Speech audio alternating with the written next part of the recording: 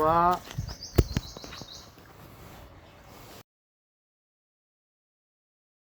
বুঝলি ভাগ্নে, এই জেলে থাকার সবচেয়ে বড় কষ্ট কি? কি মামা? এই আপন মানুষ থেকে দূরে থাকা হচ্ছে সবচেয়ে বড় কষ্ট। এই তোদেরকে 3 বছর পরে দেখি আমার বুকটা একবার ভরে গেল। কি মামা, আমিও তো আপনাকে প্রায় 3 বছর পরে দেখেছি। আমি তো আপনাকে দেখে খুবই খুশিতে আত্মহারা। তাহলে চল বাড়ির দিকে যাওয়া যাক। এই বাবা কেবল তো আপনাকে বাড়তে দেওয়া হবে, কেউ চিনবে না আপনাকে। তখন আমরা আগে সেদিনে যাই। ঠিক আছে।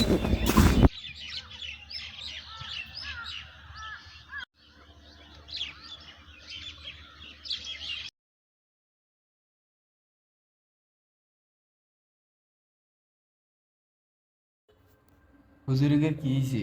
কে জানে হুজুরিকে কি হয়েছে? হুজুরিকে যে ঠিক মতো নামাজ কালাম কিছু হওয়া না, এরকম তাল বানা কি লাই করে? না ওইটা মিলে তো কোনায় যায়। কে জানে, তো কে আর কইও জানে ঠিক মতো তো আজানও দেয় নাই তেমন। তখন কি করার? অন্য নতুন হুজুরকে চাইতে বেরিয়ে আর কি করার? কেয়ারের আইজে একটু কই কে আরও তোর আয়োজন হইতে নামাজ টামাজ পড়ব কি সেক্রেটারি সব কই? কই সভাপতি সাহেবের বলান।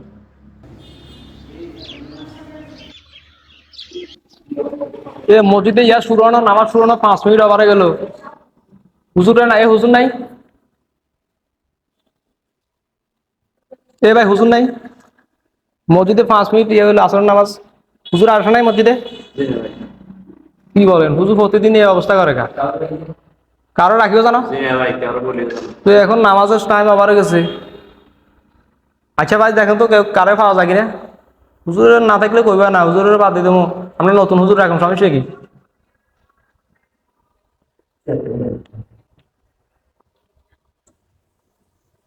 হুজুর হুজুর এমনি নাঙ্গ মসজিদে ইমাম সাহেব চলে গেছে নামাজ হইতে।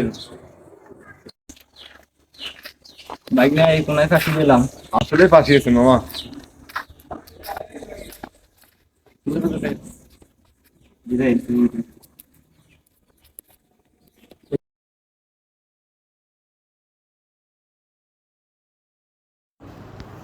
এ হুজুর আছে, হুজুর আছে, সবাই উঠো উঠো উঠো।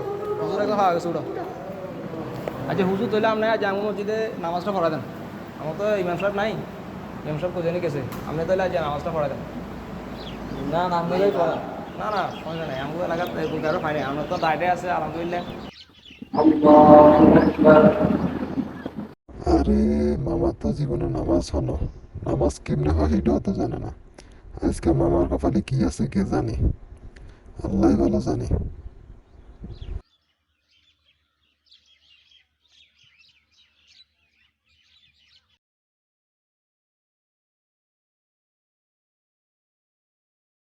আল্লাহু আকবার।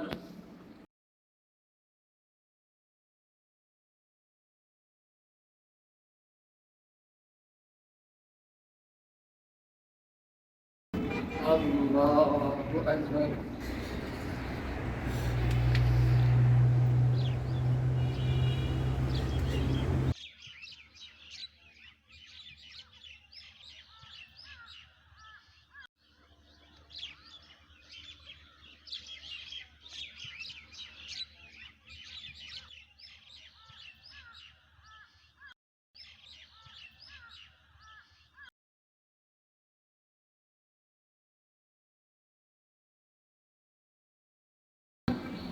হুজুর এতক্ষণ সেজদা করে রইলাম, হুজুর তো নাই।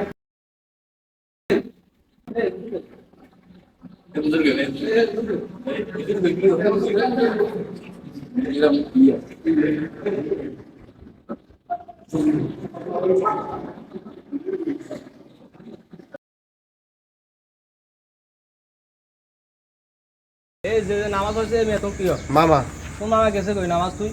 জানি না, হেঁটে তো 3 বছর জেল খাটি আসছে। আমার হেঁটে দাড়ি ফাঁকি উড়ে গেছে। আমরা বলছে হুজুর এই তো আসলে 3 বছর এক হচ্ছে নামাজ হল না, নামাজ হয়েছে না।